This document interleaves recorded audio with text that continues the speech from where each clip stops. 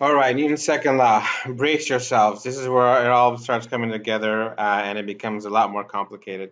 Um, you will need very good solving linear equation skills and pretty solid Algebra 1 basic skills.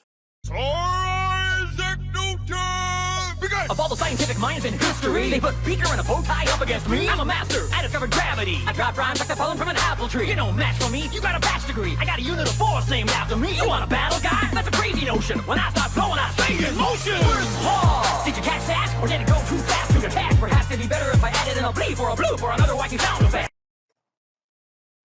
This is what happens when forces are not balanced, so they become unbalanced. We talked about that with the hammer and the nail, right? If they become unbalanced, then the nail starts driving in. Okay. With the baseball and the bat, and when the forces become unbalanced, then either the bat breaks or the ball goes, forward. Okay. When you do a bunt in baseball, you're actually doing your best to do Newton's third law. All right.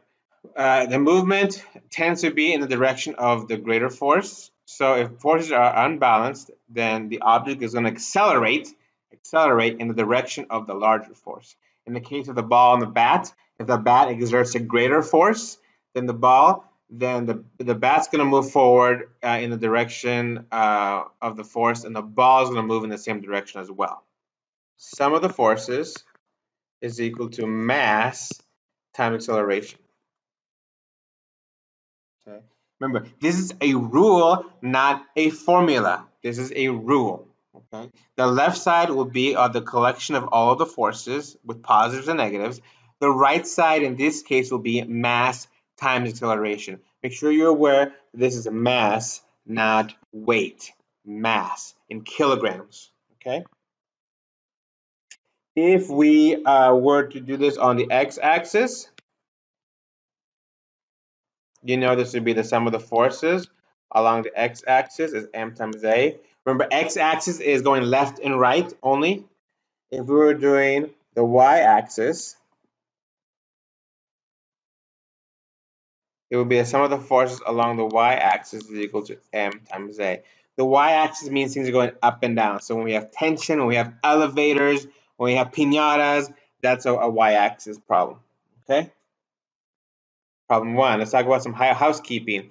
What is the difference between velocity and acceleration? Because now we're going to start using both words.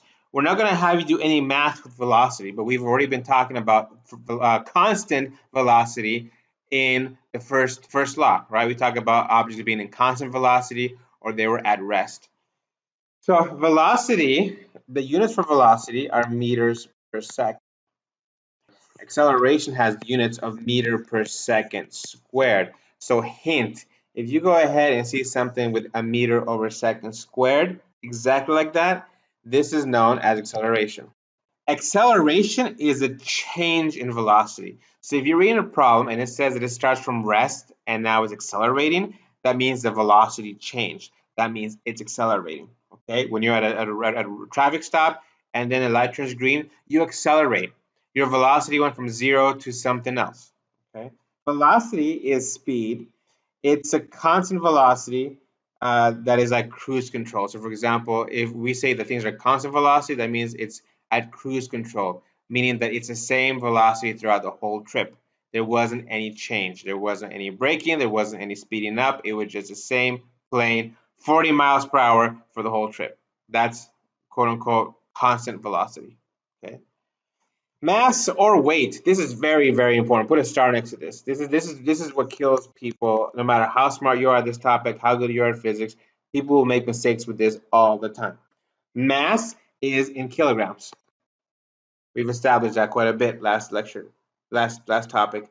Weight is actually a force, and the unit for that is going to be a newton. Okay. Now hear me out. If force is mass times acceleration, what happens is that force in this case becomes weight. Mass is still mass, but acceleration this time is going to be gravity. So this is a relationship between weight and mass. You'll notice that weight depends on the mass and then the gravity that it's experiencing. Okay. In this case, the gravity is a type of acceleration on Earth. And for Earth, gravity is going to be 9.8 meters per second squared. Gravity is not a force, it's an acceleration. Force due to gravity is called weight. What if they gave me weight and I want mass? You would divide both sides by gravity. The gravity cancels out. Mass is weight divided by gravity. The SI unit. So we told you that the unit for force is a Newton, right? We start with Newton's second law, right? F is equal to m times a. A simplification of it.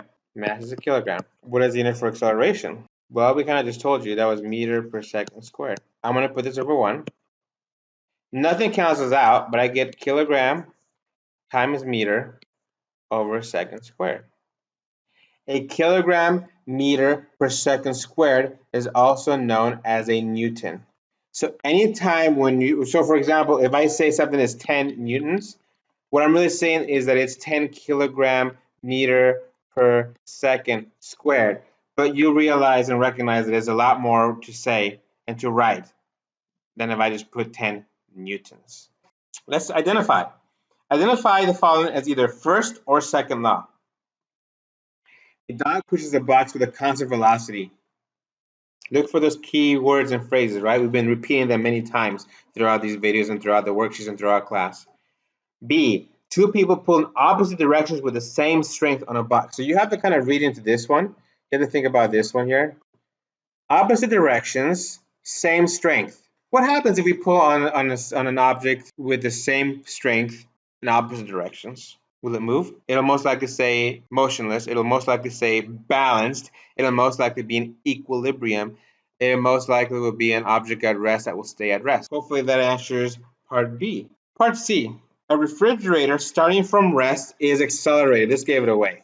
If you see the word acceleration, that's automatically second law. A box is moved from rest as an external force, let's just say force, acts on it. So the fact that it moves from rest and there's an external force acting on it, remember we talked about that in first law, here's an external force that's actually moving it from its rest. So this is second law, it's unbalanced. For the summary, take a moment to explain the differences between mass and weight.